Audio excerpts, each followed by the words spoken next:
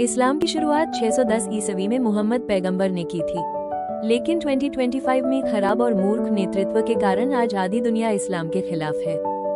जरूरी समझना ही कि मुसलमान सिर्फ ज्ञान की कमी, धन की कमी और सबसे महत्वपूर्ण तीसरी दुनिया में रहने के कारण खतरनाक प्रतीत होते हैं। इस वीडियो को लाइक करें, शेयर करें और सोचें, हमें मुसलमानों से प्यार क्यों करना चाहिए।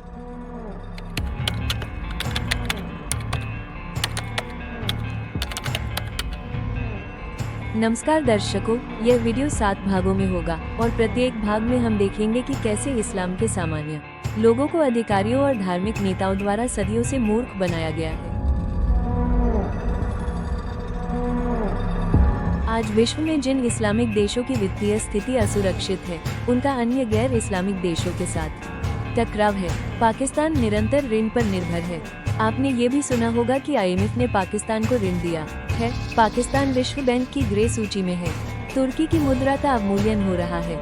इराक पेयजल का उपयोग कर रहा है तथा गाजा फिलिस्तीन में खाद्यान्न की कमी है। जिन देशों ने पिछले 100 वर्षों में अपनी वित्तीय स्थिति को बेहतर नहीं बनाया है, वे आतंकवाद में लिप्त हैं तथा युद्ध क्षेत्र बन गए हैं। इसके बावजूद अफगानिस्तान जैसे विकासशील देश मित्रवत व्यवहार कर रहे हैं तथा सऊदी अरब जैसे देश किसी बफर में शामिल नहीं है। वे स्वयं का विकास करते हुए अच्छी कमाई कर रहे हैं। इसके अलावा जो लोग गरीब इस्लामिक देशों में रह रहे हैं, वे सुपर देशों में प्रवास कर रहे हैं तथा लंदन, फ्रांस जैसे देश अपने देश में इस्लामिक जिहाद तथा नागरिक दंगों का सामना कर रहे हैं। इन सब के पीछे केवल एक ही कारण है। मुस्लिम समाज में इतने वर्षों तक मूर्खतापूर्ण और स्वार्थी नेतृत्व रहा और यह कठोर दुखद वास्तविकता है।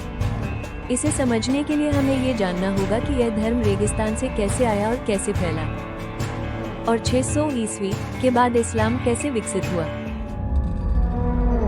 इस्लाम एक धर्म से संबंधित है जो अब्राहम के 3 धर्मों से संबंधित है।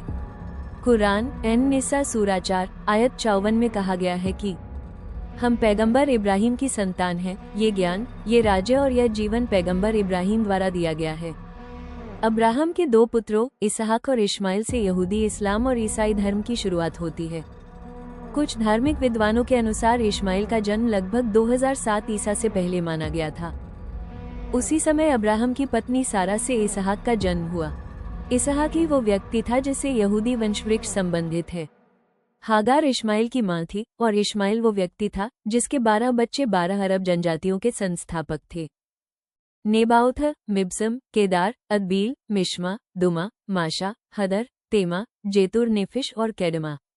ये इस्माइल के 12 पुत्र हैं जो 12 अरबी जनजाति से संबंधित हैं।